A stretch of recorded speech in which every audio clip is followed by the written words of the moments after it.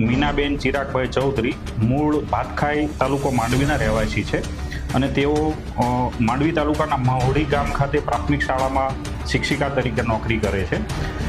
એમના ઉપર પણ આક્ષેપો હતા અને રજૂઆત હતી ને ફરિયાદી દ્વારા કેટલાક પુરાવા રજૂ કરવામાં આવેલા, એટલે એમની પણ સંડોવણી જણાવતા એમની આજરોજ ધરપકડ કરવામાં આવેલી છે.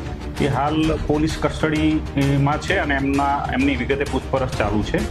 આ બેન છે, એમનો રોલ એવા પ્રકારનો હતો કે આ કામના મુખ્ય આરોપી રામજીભાઈ ચૌધરી છે, એમની સાથે ઘણા વર્ષોથી સંપર્કમાં હતા.